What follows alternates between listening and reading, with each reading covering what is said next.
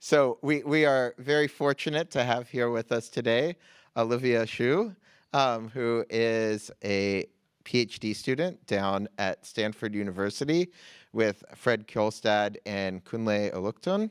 I've known Olivia for probably about 2 years now. I feel very fortunate to get to hang out with her at conferences. She's been doing a lot of very exciting work, all the way from compilers and domain-specific language specifications down to actual hardware and circuits. So I'm excited to hear what's going on with sparse computing. Take it away, Olivia. Thank you, Gilbert, for that kind introduction, and thank you for everyone for taking the time to be here today. So, as Gilbert mentioned, I'm a final year PhD student at Stanford University in the Department of Computer Science, and I'm co-advised by Fred Kjolstad and Kunle Oluktun. Today, I will be presenting my research about systems that automatically go from high-level languages all the way down to fabricated silicon hardware. And in this talk specifically, I will be focusing on these programming systems for sparse accelerators. So I want to start out by saying that applications have always driven the need for computational performance, but traditional methods of performance are plateauing. So as shown in this plot, if single core and multi-core performance scaled perfectly, we actually wouldn't need to innovate. But this plateau in performance has already started and will continue, which leads to the need for innovative techniques. Specifically, we are in this new era of specialization to scale performance with hardware design. This is important not just for computer architects and for hardware designers, but actually for all practitioners of computer science. And that's because this is where you, as a person who uses a computer, will actually get your performance now. And thus, it's an opportunity to get new features in future applications and software that you would actually care about. And in this new era of specialization is currently one of the final avenues towards this performance. So here I show a bunch of real-world examples of specialized performance. And specialization fundamentally gets performance through various means, like fixing the hardware, or leveraging assumptions about a specific domain or computation, or by removing unnecessary overhead that is required to handle arbitrary programs. And I want to mention that what we think of as general purpose hardware, like CPUs and GPUs, have also specialized throughout the years. So there are next generation microarchitectural techniques of specialization within these general purpose architectures. For example, matrix units both in CPUs and GPUs. And I want to say that a class of designs that specialize to focus on a specific domain of computation or application leads to what we can think of as domain-specific hardware or domain-specific accelerators. And so to fully understand how this era of specialization is fundamentally changing computation, we have to ask what are the implications of this specialization. And to fully understand these implications, we actually must consider not just the hardware, but also the software. Because without considering the software, the performance cannot actually ultimately get back up to the end user. Additionally, in order to understand the full implications of specialization, we also need to understand the state of computing, both on the hardware and the software side, before this era of specialization started. So traditionally, in our programming systems, in our programming models, we started off with generic programming languages like C, and there was a nice stable interface between the software and the hardware. So what that means is that this nice stable interface, like a traditional instruction set architecture or specification, allowed you to hide a lot of the hardware implementations under this interface. So there's a decoupling from the software with the hardware implementation. However, the first implication of specialization is the fact that there's been a breakdown of this traditional software-hardware interface. So the lines are blurring between what we consider as software and what we consider as hardware. There's no longer an abstraction to hide these hardware implementations, meaning that software actually has to understand them. So let's look at an example of this. In specialized hardware, like I mentioned, vector or matrix units in our CPUs and GPUs, they are hardware units, but they are actually leaking into our software and hardware boundaries as things like specialized instructions within our programming models of specialized hardware. The second implication of software, of this specialization is actually that the software itself is also specializing. So we're no longer necessarily looking at general purpose programming languages, but software specialization includes users using things like domain-specific languages and libraries to target their specialized hardware. And this software specialization is also key because it allows users to not only understand a specific application domain, but it also allows systems to make assumptions about optimizations that can further push performance in a subset of a domain or an area. And then finally, the last implication of specialization is the fact that these two things combined are moving complexity into the software. With this breakdown of the software-hardware interface, hardware features are leaking into this boundary. So there are things like management or control signaling or data movement that still needs to be done for the application to be functionally correct, but it's leaving the specialized hardware for efficiency and performance regions and then needs to be managed in the software. And given these implications of specialization, we actually have some idea of how to do language to silicon solutions. In this case, these specialized hardware units, in fact, do have some programming system from a high-level language that allows you to target the specialized hardware. Here I show this by a proof of existence. So there are language to silicon solutions for dense array or machine learning programs. And they are able to leverage domain assumptions to then target multiple dense hardware architectures efficiently. Think of something like PyTorch that can target both a GPU and industry accelerator as well as the CPU. However, the key thing here is that these dense systems actually fall apart when you introduce something like sparsity, so a sparse domain, or they fall apart when you introduce new hardware in general. And without these language to silicon solutions, there's again no path from high-level domain-specific languages to the heterogeneous sparse accelerators that exist in prior work. Meaning again that these accelerators or these hardware ideas will be wasted because there's no way to get the performance back to the end user. Which is really a shame because there are key real-world sparse applications that involve sparse computation. So for one example, in 2020, Meta released a paper claiming that 80% of their inference cycles are spent on recommender models. And these recommender models have a sparse bottlenecking component. Additionally, sparsity is important because domains like data analytics analyze data that is inherently sparse. For example, social media graphs, which can be over 90% sparse because most people aren't friends with each other. And computing on this data ends up being a sparse computation. But you can't densify this data either because it doesn't fit in a real-world, computer memory. And the last is that because of the way we discretize problems in this world and set up systems in this world, it leads to a lot of sparse computation setup as well in the domain of scientific computing. And the point here is that there are many key applications that are sparse, and it's getting used in the world today.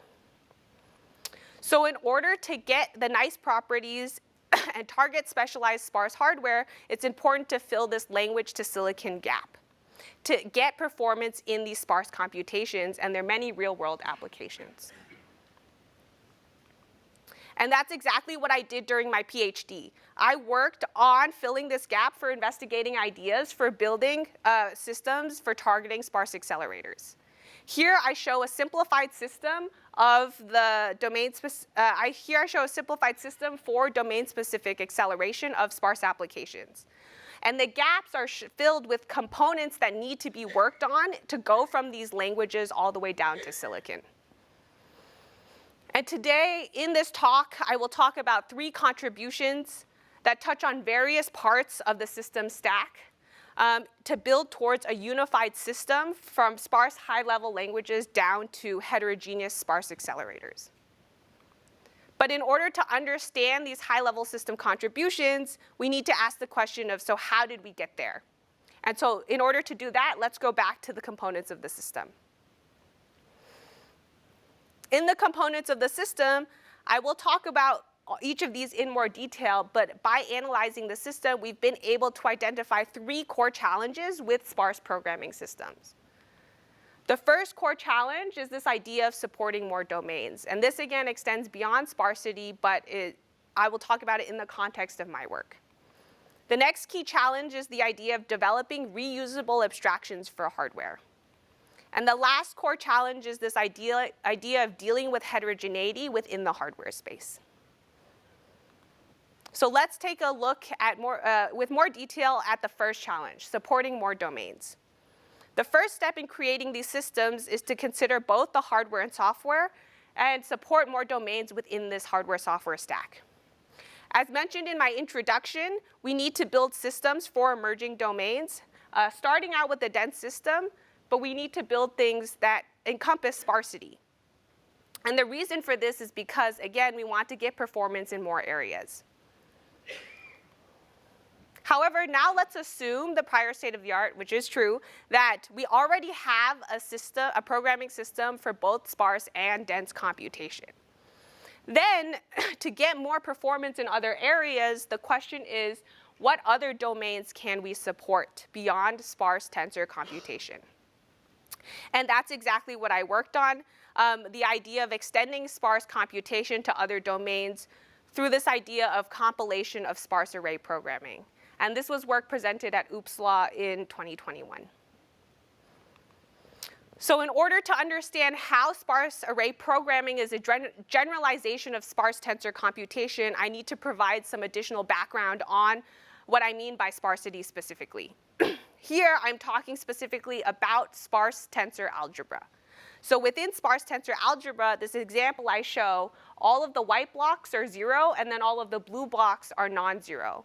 This also applies to structured sparsity because you can imagine that the blue blocks are, instead of single elements, they could be tiles or blocks of computation at a time. In sparse tensor algebra, there are 2 key operations you can perform. The first key operation is tensor, in this case, matrix addition. And the sparsity in the matrix addition lets you actually skip a lot of computation because a lot of the result matrix will actually be 0, as shown here. The second key operation you can do in sparse tensor algebra is the idea of multiplication. And so here, for the locations where both input operands are non-zero, you can actually then preserve that non-zero location on the output. And this lets you skip even more computation in your sparse application. So here, again, is sparse tensor algebra shown with addition and multiplication operations just in another representation. I'm showing now the set notation of the index locations for this domain. And for sparse array operations, it's actually generalization or further push in the domain because it encompasses both multiplication and addition set operations, but also includes other set operations needed for sparse array, like array operations on other sparse arrays and other operations. I won't talk about them in detail today or talk about the system, but I just want to show some example NumPy universal functions and their corresponding set notations. So here it very clearly shows there are other operations in sparse array programming that include things beyond intersection and union of the locations. Our compiler is able to handle these operations on sparse arrays, and we compared our system versus prior state of the art. In this comparison, we actually get performance between 20x to 3x better than prior state of the art. And this is because we're able to generate end-to-end specialized code that skips the computation in this larger domain, whereas the baseline system has overheads for reshaping operations to call dense kernels. And now other people in industry actually saw the work that we did, specifically QuantSight Labs, which is a research division of Anaconda. And they are actually incorporating the ideas from our work into the NumPy and SciPy sparse array ecosystem that I show here. Specifically, they are incorporating our system's work into the sparse backend in Python. And that leads to my first contribution, this idea of sparse array programming and how it's supporting a new domain of computation within the sparse application space. The second challenge that we've identified when looking at these programming systems for sparse applications is this idea of a reusable abstraction. Developing a reusable abstraction for hardware accelerators, specifically for sparse accelerators.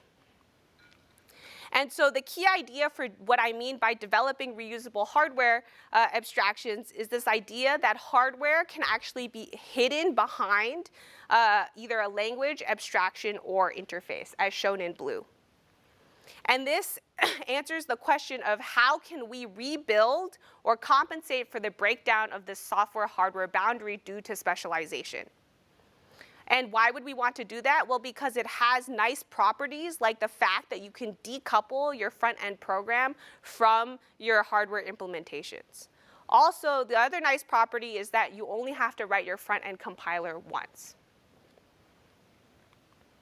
And this leads to our second contribution in our work, which is this idea of using abstract machines that is that reusable abstraction for data flow accelerators for sparse applications. And this was done through the Sparse Abstract Machine, or SAM line of work that was published at ASPLOS in 2023, and it still has ongoing work even now. So the Sparse Abstract Machine, or SAM, fundamentally answered the question and addressed the goal of we need a data flow representation closer to VLSI implementations. Because a lot of the sparse accelerators that we were looking at from prior work were directly VLSI implementations. And this data flow representation will act as that abstraction for these sparse accelerators. However, the key here is not just any data flow representation. It's this idea that we actually need a general data flow representation. And this is because generality is necessary for reusability. And reusability gives unification of the sparse accelerator implementation space. And this is similar to the instruction set architecture story I said before, where it was a nice interface between hardware and software to hide CPU implementations. And they implemented that ISA abstraction. So likewise, the same is true for our abstract machine data flow representation and these sparse accelerators. But when I use the term general, right, we need to understand what I mean when I say general data flow representation. What is this generality and why is it important? And so specifically, I mean a generality in the optimization space of the program. And specifically, this is important because we want the performance given to us by these sparse accelerators. So to motivate the need for this generality, here I actually show an example kernel, sparse matrix multiplication, and I show the optimization space for that kernel in terms of how you order the computation, specifically the data flow ordering of this computation. So what order the indices are processed. And here in the optimization space, the full optimization space, there's actually a difference of almost 2 orders of magnitude between one optimization and another. And this is again due to the sparse skipping that I was talking about. Different optimizations allow you to skip sparse computation at different points in time. And the representation that I'm trying to build, or that we did build, is trying to encompass this entire optimization space because it's dependent on the input data that you want to run and can represent multiple of these sparse accelerators. Specifically before our work, there were actually many prior instances of the wrong sparse accelerator design conclusion. So what this means is there was no systematic way to describe or explore this optimization space. And so some designers chose a specific optimization maybe because it was easier to understand, and then it led them to optimize something that was 2 orders of magnitude worse in performance. And that means that no matter what optimization they chose, they could actually never get to the optimal data flow performance or optimal optimization point.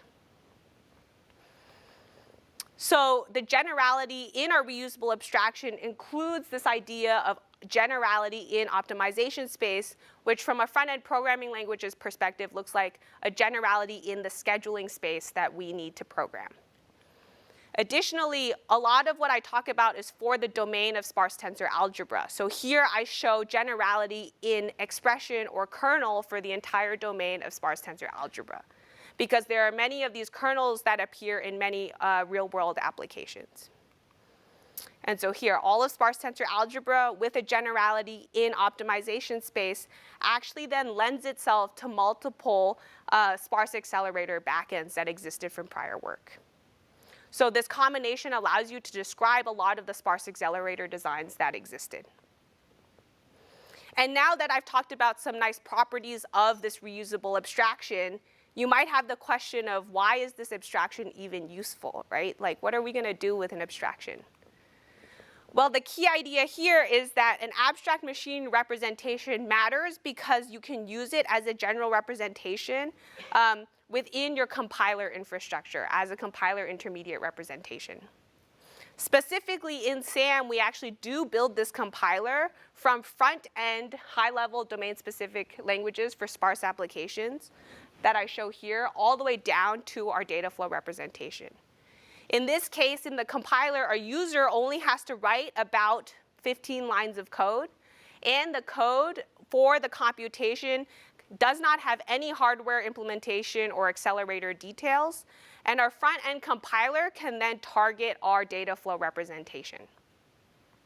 And one nice property about this compiler is the fact that a sparse accelerator designer who chooses to use our reusable abstraction gets a free software stack, right? We've already built the compiler, and then the hardware designer can use it for free, raising the usability of their hardware.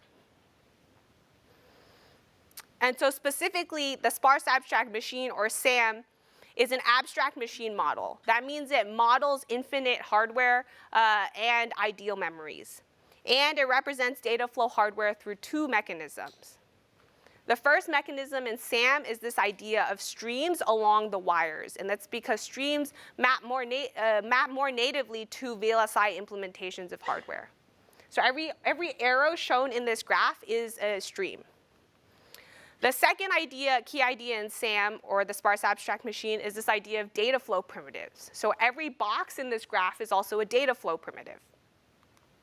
And specifically, I will first talk about the streams in more detail. So for those wires carrying data on streams, SAM, or the sparse abstract machine, has a unique streaming representation. Here I show an example sparse tensor, specifically a sparse matrix. You can think of it as also a sparse array. And in SAM, our streams must represent this higher order tensor or 2D matrix as flattened one-dimensional streams. And so specifically, we will represent them as streams in time, where each stream corresponds to one dimension of our tensor. So there's a stream for the dimension I, there's also a stream for the dimension j, and then there's a stream for the non-zero values of the actual tensor. So specifically, a two-dimensional or an n-dimensional sparse tensor can be represented as n+1 streams. And these streams actually don't look like what we traditionally think of as streams in something like a dense computation or dense array processing. In those streams, usually you just have values, right? In our streams, we have this notion of control tokens. So there are tokens like the S's and the D's within our stream. And these control tokens are key for handling the dynamic data shape within our sparse tensor computation. Since the introduction and creation of the streaming representation, we've been able to influence 3 follow-on works that use a similar representation of multiple streams representing a tensor with the idea of control tokens. And specifically, these 3 follow-on works use similar representations, but to handle data flow computation in other domains, not just sparse tensor algebra. So now that I've talked a little bit about the streams, let's look at the data flow primitives for SAM. So the data flow primitives in SAM have kind of this one key idea, which we're able to distill the entire domain of sparse tensor algebra into its core components or compute patterns. You can think of it also as core operations. Within sparse tensor algebra domain specifically, there are 5 key compute patterns.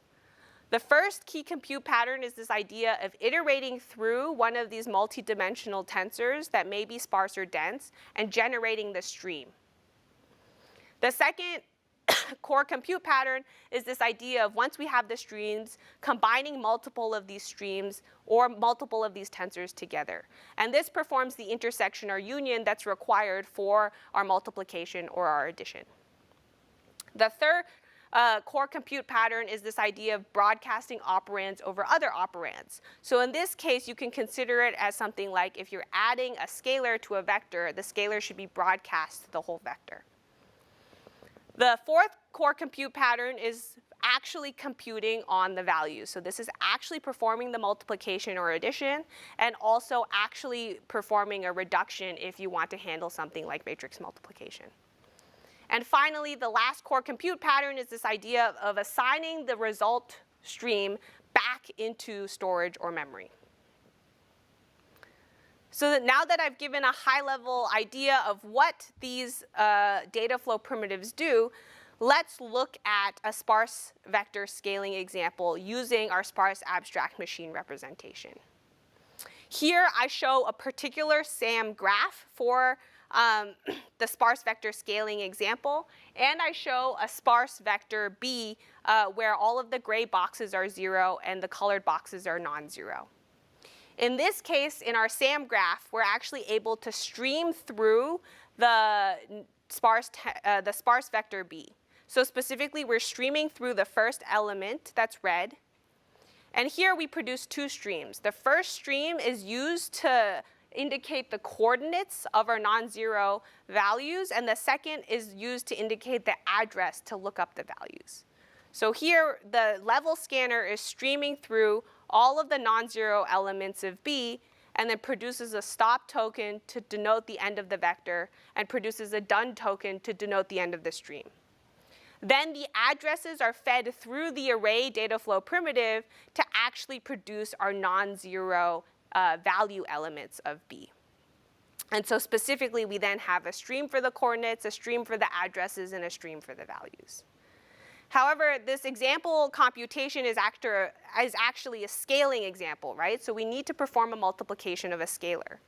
So in this case, we're going to introduce the repeater that is doing the operand broadcasting, and then again another array to look up the values. So in this case, for every non-zero element of B, we're going to produce an address to look up C in our scalar element. And then we're still going to produce a stop token to denote the end of the vector.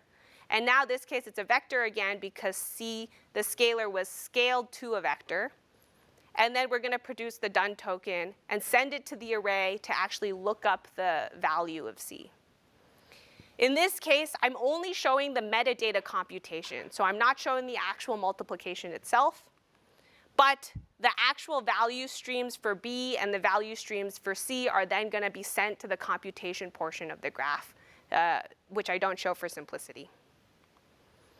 So now that I've walked through an example SAM graph that I show here, specifically, this graph shows up in something like a sparse matrix vector multiplication kernel. And that's because our primitives, so the same primitives that do the 5 core compute patterns, compose for full expressions of sparse tensor algebra kernels. And so in this case, you don't need to understand the graph because it's pretty complicated, but I'm going to point out some key properties. The first key property is this idea of hierarchical iteration. So I showed the level scanner that produces a stream for one vector. If you compose 2 scanners together, that's how you actually iterate through higher order tensors. So in this case, that's how we're iterating through the matrix in our matrix vector multiplication. The second key idea is that these level scanners are format agnostic. So what that means is that the level scanner interface doesn't change even if your tensor data structure changes in storage. The intersection is again for stream merging. The repeater is for tensor broadcasting. And then one thing I want to note is that our reducer is actually an outer level accumulation, and that's because it's a vector reducer. So in this case, our sparse matrix vector multiplication is reducing across rows of the matrix at a time, not a single scalar. And this is important because the primitives that compose for full expressions, and then the graph also has 3 key regions: the input iteration and stream merging, which is the metadata computation, the actual computation itself, and the tensor construction. Here, the input iteration and stream merging is actually the largest portion of the graph because it's also the key bottleneck in the computation, which you can actually see visually in our graph. And then I was mentioning that the vector reducer, or the sparse outer level accumulation, is really important because our primitives can compose for full expressions, but they can also recompose to produce different algorithms or different configurations of the same expression. So in this case, we have the exact same data flow primitives in our abstraction, but they represent a different computational kernel. Kernel configuration, I should say. In the SPMV, in the first one I showed you, this is now the row-based version of the sparse matrix vector multiplication. In this new configuration, it's now the inner product algorithm for sparse matrix vector multiplication. And the key differences between these two is the fact that one has an intersection, or this sparse skipping, happening later, right? The filtering is happening later in our graph. The second key difference is the scalar accumulation. Instead of a vector reducer, we now have a scalar reducer. And that's because different algorithms or different computations have these different trade-offs. Our inner product version is going to be more memory efficient, but it's actually going to perform much worse. So like I showed in the first slide motivating the sparse abstract machine with the generality and optimization, our inner product version ends up being potentially 10x or more worse than the row-based version. And then from the work on SAM, we were able to actually test out its expressivity and confirm that its correctness in our system. Specifically, we have run over 71 configurations of SAM graphs across about 19 applications. And here I'm approximating the applications because some of them are kernels, like matrix vector multiplication, but also some of them are full machine learning models like GPT-3 with Big Bird, which may have tens or hundreds of kernels within them. And so SAM is in fact a reusable abstraction for multiple accelerators. So now that we understand how the abstract machine works, let's look at how it targets multiple accelerators. The first is that we have an automatic backend compiler to a cycle approximate simulator. And this allows us to perform this design space exploration of accelerator designs. This simulator was actually used to generate the first graph that I showed of the optimization space. The second idea is this fact that in our SAM paper, we can actually target SAM graphs to fixed function accelerators. So a specific instance of a SAM graph is a specific fixed function sparse accelerator. And finally, there's this back-end compiler that actually allows us to target reconfigurable accelerators. One reconfigurable accelerator that I want to talk about is the ONNX accelerator, which we were able to fabricate and tape out, and this was published last year.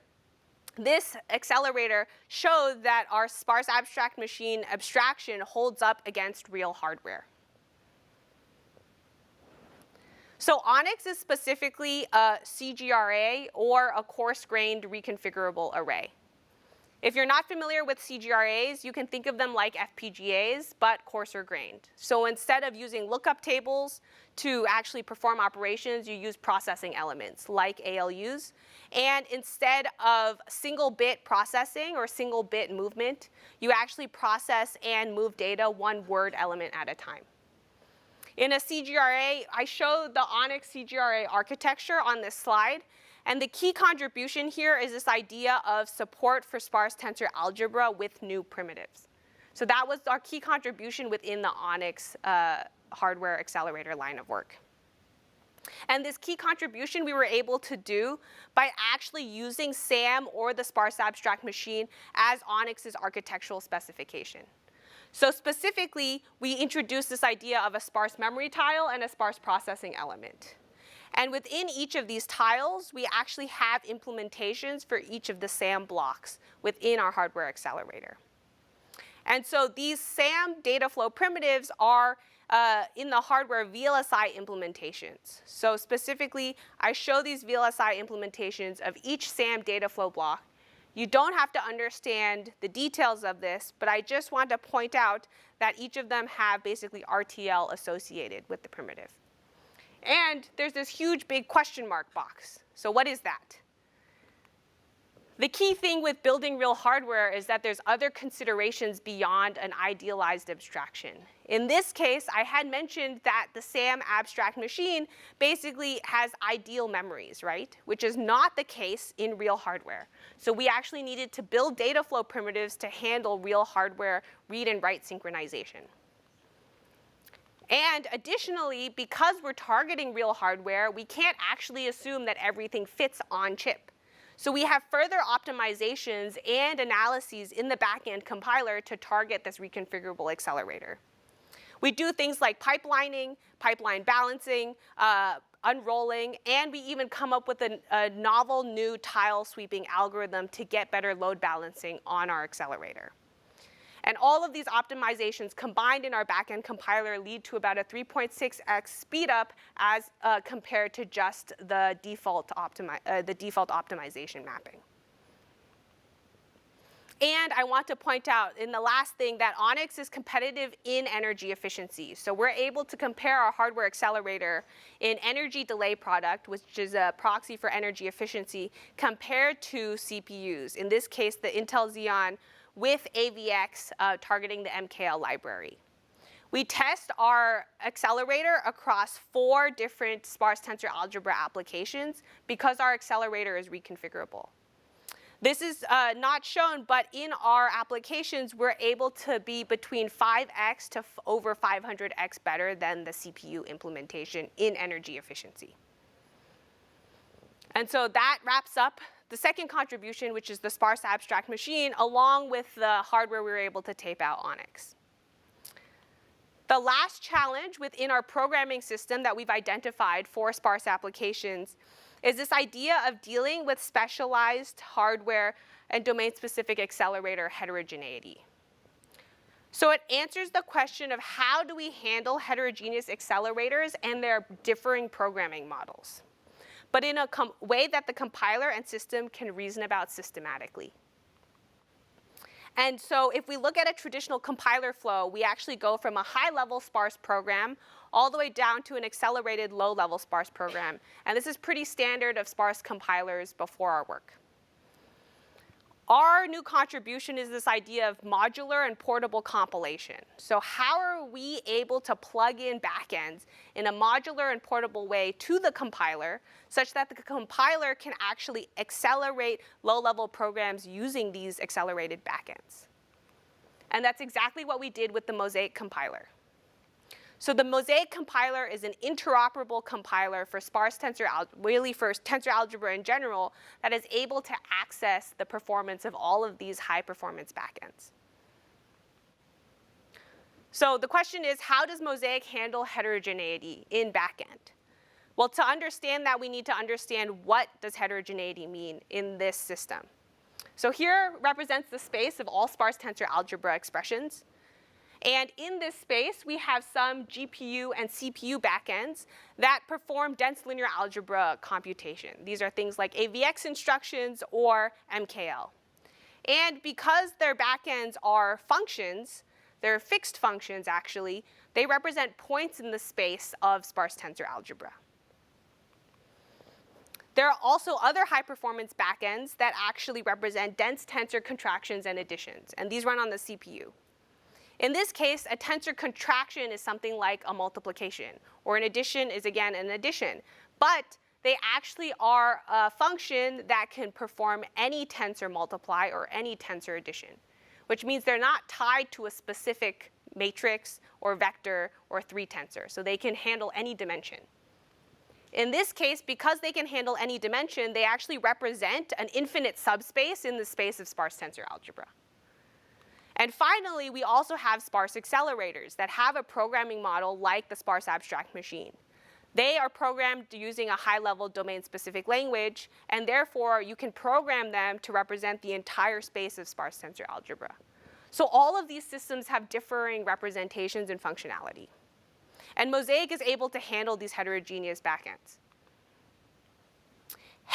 I also want to motivate why handling this heterogeneity is important, especially for sparse performance. Here I show the performance of something like a prior work sparse tensor compiler with respect to the number of non-zeros of the data. So here, as you can see, because it's a sparse compiler generating native sparse code, it's linear to the sparsity pattern within the tensor. Additionally, some of the dense high-performance backends that I showed, because they are dense, they will always perform computation at the same exact performance, no matter the sparsity of your tensor. And in these two backend cases, there's a crossover point. So within sparse tensor algebra computation, there are data cases where you would want to use the dense backend, and there are data cases where you would want to use the sparse compiler. In this case, there's no globally optimal choice, and so Mosaic, our compiler, will actually allow you to access both performance regimes. And how does it do it? Well, because Mosaic allows us to programmatically describe and automatically use these accelerators. Specifically, in our Mosaic compiler, we identify a couple novel contributions. The first one is this idea of an external function interface. This is the way that users can plug in backends to the compiler. And they do that by expressing two things. The first thing they express is what does the accelerator or backend compute. And this allows you to express heterogeneous functionality like I showed in the first slide to motivate this project. The second key description is talking about how to target the accelerator or that backend. In this case, it provides setup and teardown code, and then also talks about like how to map the arguments to the actual backend. And then Mosaic also includes a scheduling language that lets you bind to these external functions. And Mosaic, in the compiler, automatically validates bindings, because not all bindings are valid to these external backends. And there's an automatic search mechanism that sits on top of the scheduling language that provides all possible valid bindings for a user if they don't know how to write a schedule. In total, for Mosaic, we were able to test 11 expressions across 7 high-performance backend systems. And we wrote 38 external functions, which on average were 20 lines of code each. So the point here is that actually these external function interfaces are pretty lightweight and pretty easy to write. And so how exactly does Mosaic do this? I'll walk through a simple example here. So here I show this AVX dot product high performance backend. It performs a dot product for a vector of length 4.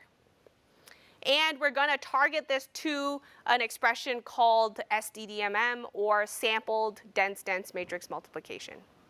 Here, all the user would have to write to use our system is the expression for SDDMM. Then all they have to do is just register this AVX dot product that they've defined. From there, the compiler will then get all schedules, compile to then give you a valid schedule. Specifically, let's look at what this compilation is doing. Well, again, in the compilation, you still have to write the expression, but our Mosaic compiler is identifying then a way to isolate the subcomputation that matches the external function that we've actually registered. In this case, there's a match on the multiplication operation. Then the Mosaic compiler will actually tile to this isolated subcomputation by fixing the indices and then generating solver code to actually find the best tiling dimension for the backend that we register. And then finally, there's this new bind command to then bind to this AVX dot product external function. And so putting it all together, these three contributions really lead to build towards a unified system from sparse high-level domain-specific languages down to heterogeneous sparse accelerator hardware. But the system stack isn't actually this simple, right? Here I showed the components of the system. It actually includes other components within the system stack that are complex and extremely intertwined. And as shown in our core challenges, one contribution or targeting one contribution may actually affect many parts of this stack.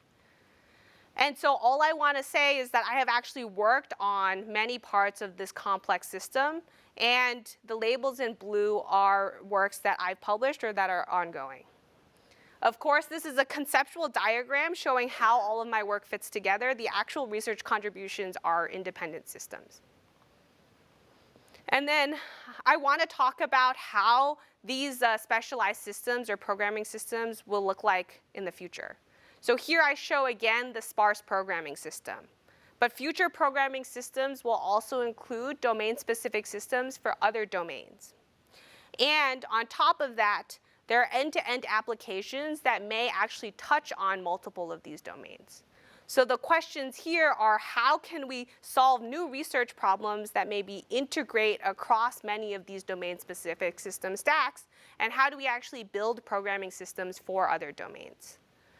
Additionally, consider the fact that we have a system or accelerator we want to use for performance, let's say, and different domains have equivalent computation, or you need to decide when to fuse your computation together or when to break fusion and target a specific domain system.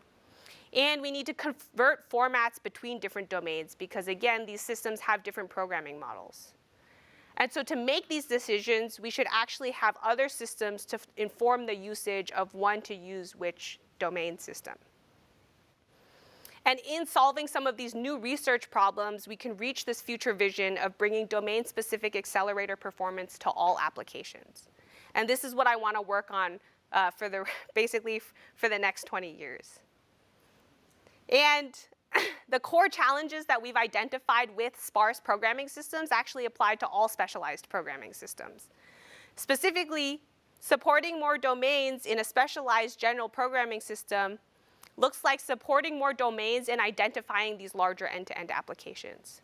They also look like, how do we unify the programming space for accelerators that are cropping up in these other domains, like robotics and computational biology. And these accelerators have different programming models, but they also look heterogeneous in different ways. For example, in robotics, a lot of the heterogeneity comes in the algorithms that they target and not necessarily the functionality that they target. Then the other idea for these reusable abstractions is, how can we proliferate the idea of abstract machines for data flow, again, to these other domains? So instead of just a sparse abstract machine, can we have an abstract machine for other different hardware accelerator implementations? And this is going to be done through methodologies like analyzing implementations of these accelerators from other applications and still identifying their core compute patterns in order to unify them. Finally, the last challenge we need to deal with is still dealing with heterogeneity, right? So we have this idea of plugging in backends more generally to a compiler, but we've looked at it specifically only for tensor algebra. So in order to apply it to general compilers, we actually need a systematic understanding of heterogeneity in our accelerators. So this includes ideas like coming up with a taxonomy or a classification of what heterogeneity specifically means. Is it heterogeneous in its functionality, in its algorithm space, in its mapping, in its schedule, or in its memory hierarchy? And then once we understand what heterogeneity means, we can actually then program these systems and augment compilers, basically representations, to compile to them more generally. And if we actually build an ecosystem where we can actually target these heterogeneous accelerators, we can unlock new performance regimes, basically choosing different accelerators for different subcomputations. And it'll allow us to more systematically compare these accelerators. So today I presented 3 key contributions on programming systems for sparse applications, from high-level languages down to fabricated silicon hardware. From working on these programming systems, we've identified 3 core challenges that arise, and I want to work on these ideas applied to future programming systems. If you would like to learn more about my work, you can find it at my website down below, and I'd be happy to take any questions. Thank you.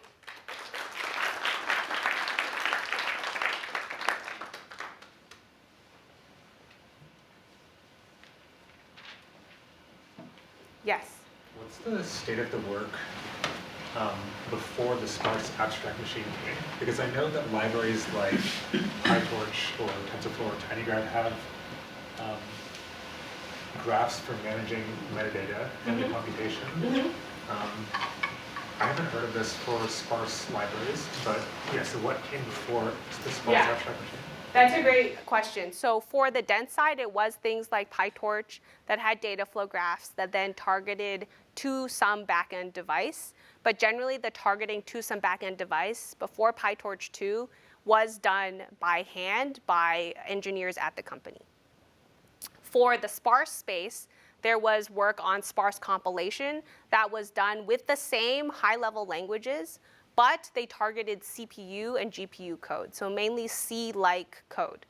And so in that case, before the sparse abstract machine, we weren't actually able to target any accelerator code in terms, and we could only target basically von Neumann-like architectures, so more temporal-looking programming models. Does that answer your question? Yeah. Yes. So at the beginning, you were like, hey, we have this nice interface that we can use the ISAT to get portability, but it's leaky. And so now you're like, and that's bad. And you're like, instead, I'm going to make a new ISAT. Right? And there's this kind of, but it's for data flow instead. And so I'm thinking of this XKCD comic where they're like, oh, like there's a bug in this standard, I'm going to make a new standard, and then 10 minutes later there's 1,000. And it seems like maybe you're also saying like we should have one per domain. So now what I'm wondering is like, how do these compose? Like people are still going to have CPU workloads, Yes. but now I also have the sparse ISAT, but then maybe I also have like a robot ISAT and like a DNA ISAT. Yes. Do we just handle, do applications just need to sit against one of them, or can I compile across them, or how's that going to work? Yeah, so that's a great question. I think that falls into the future work that I work on, which is this automatic integration. We've looked at if you're composing between just streaming data flow to other streaming data flow in another domain, all you really need is some like data flow adapter that can adapt between the 2 streaming representations. It's pretty straightforward, but the details haven't been worked out, obviously. For something like going from an ISA or an ISA for CPUs to then targeting an accelerator ISA, that would compose more so like through this mosaic approach, where you can actually call CPU code in our backend code generator by default, but then it can target an accelerator through this like specialized functionality as well, and then go back to the CPU code again, right? So that's kind of how the idea is, like generating glue code around these accelerator. You can think of them as like macro instructions to some extent. Yeah. Yes. Question. So this is super elegant. So thank you. It's great to see it all in one story. But is it fair to say that even doing all of this really awesome stuff, the performance is going to be dependent on data distribution? For sparse applications. For sparse applications, right? So in the end, you're dependent on that. Is that fair to say? Well, yeah, for sparse applications, if you're natively generating sparse codes. Yes. Yes. Right. So I was just thinking about, so how do you think about putting this in the context of optimizing the data distribution itself? Like, if you're going to put this code inside, honestly, like, I'm glad you did. You gave this talk without using the word AI too many times, but we all know that a lot of the key applications right now is to put tensor code inside AI models, right? So now you're going to have a big training loop around, which allows you to control the data distribution to actually get the kind of performance and properties that you want. So my question is, how do you think about all of these programming models for sparse in the context of manipulating the data distribution itself to get better performance? Yeah, so like you said, there's this loop where you can modify the data distribution, or you can design your accelerator for some data distribution, right? We have basically we have ongoing work that I want to take into future work, which is looking at if we have some system of distributed accelerators and you want to design an accelerator for a probabilistic distribution of data, what that would look like. So maybe you know some in expectation, you know something about your data, but you don't know the exact data you want to compute on, and then how do you optimize performance for that? Likewise, there are systems that I'm interested in building, more so looking at this like pruning case in machine learning and AI, where you basically can induce sparsity, and how can a system basically automatically induce sparsity given some accuracy threshold you care about, and maybe then instead of accuracy threshold, which is what most people are working on, maybe given some performance that you care about. So that's all future work that I'm very excited to do, but don't have an answer yet. Yeah. Yes.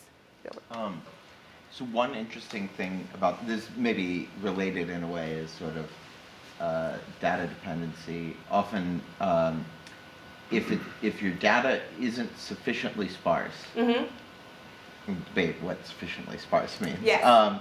It's better to just run it with the waste on a dense computation. Yes. And I think it's an open point of debate about where that trade-off exists. Oh my God. And so there's some data here, but I guess I'm curious how you think about that more generally, and like where do these trade-offs exist as the data properties change?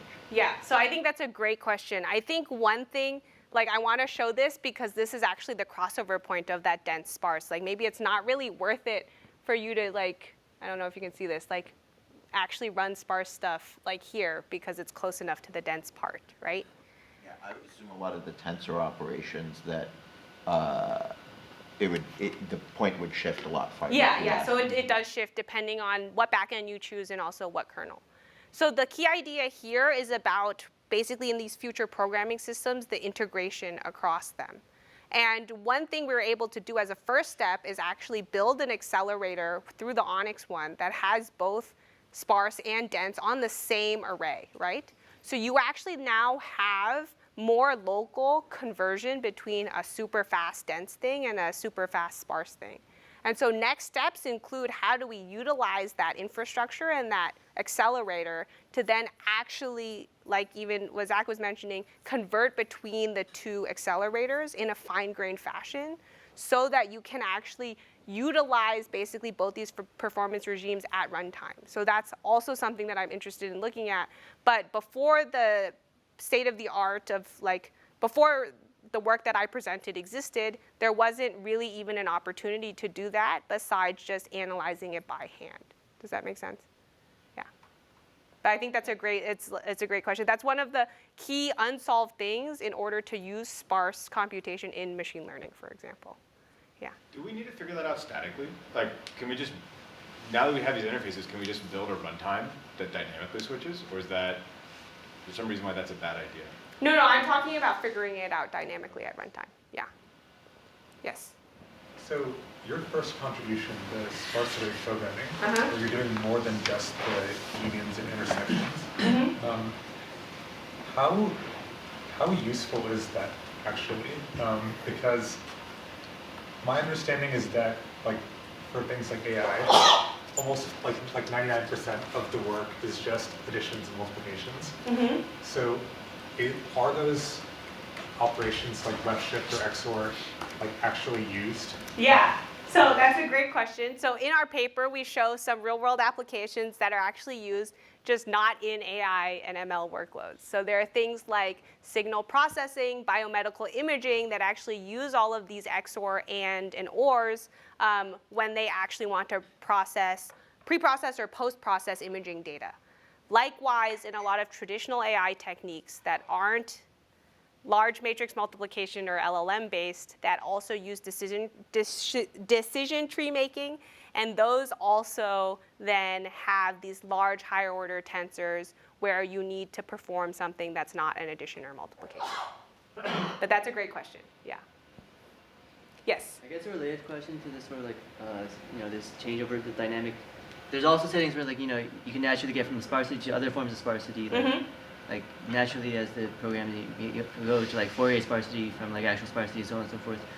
Do you envision we'll have to just sort of manually change, figure out how to do all these transitions, or is there some higher level way we could try to do these sorts of things? Yeah, so right now there is basically in the systems that I presented today, the user has to pick the sparsity, the compression format or the data structure, and then if they want to convert, they have to manually convert. Again, in the project that I was talking about where you can learn about probabilities of the data in expectation, if you actually, in our system, we're trying to also incorporate these data structure conversion costs. So then you actually know basically how much performance it will take or how much whatever metric it'll take for an end-to-end system, including these conversion, like data format conversion costs with an expectation of data distribution. And these systems will be able to answer the question that you have. Yeah. Okay, maybe we can give another quick round of applause for Olivia. If you have some more questions, you can come up afterwards. Thanks, everyone. Hope you have a great Thursday. Thank you so much.